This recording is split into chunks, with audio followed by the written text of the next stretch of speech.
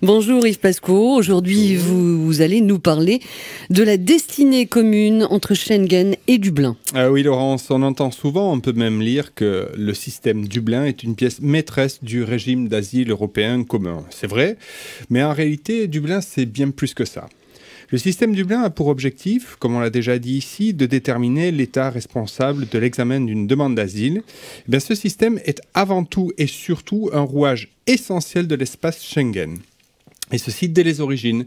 Que l'on en juge par les dates tout d'abord, puisque la Convention de Dublin a été adoptée le 15 juin 1990, soit 4 jours seulement avant l'adoption de la Convention de Schengen. Que l'on en juge par le contenu aussi, puisque la Convention de Dublin a pour objectif de corriger certains effets de l'espace Schengen.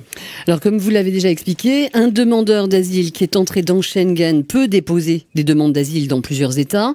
Et pour empêcher ces demandes multiples et éviter également que les États se rejettent la responsabilité de l'examen de la demande, Dublin fixe les règles qui vont permettre de désigner un seul État responsable. Bravo Laurence, vous êtes impressionnante. Merci.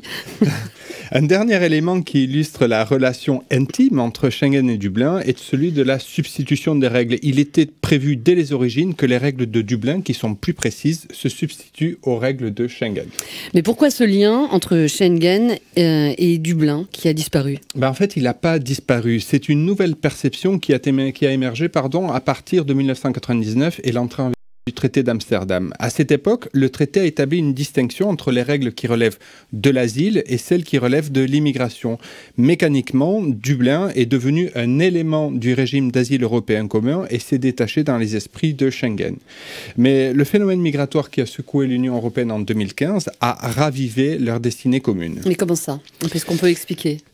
Au moment où des centaines de milliers de demandeurs d'asile sont entrés en Europe, c'est Schengen et Dublin ensemble qui ont dérouillé. Si la pression sur l'espace Schengen s'est accentuée au cours de l'été 2015, elle s'est considérablement renforcée lorsque les autorités allemandes ont décidé de ne pas appliquer Dublin aux demandeurs d'asile syriens, c'est-à-dire de ne pas les renvoyer par là où ils sont rentrés en Grèce et en Italie.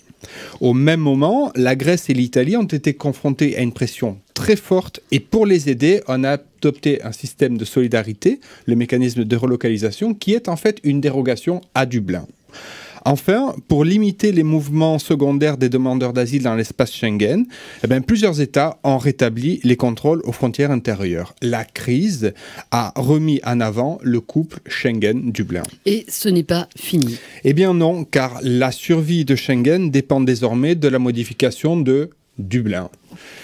Mais pas n'importe quelle modification, Laurence. Il faut impérativement en finir avec la règle qui fait peser la responsabilité sur les États de première entrée. À défaut de quoi, ces États de première entrée, lassés par l'absence de solidarité, pourraient ne plus appliquer les règles à l'entrée sur l'espace Schengen.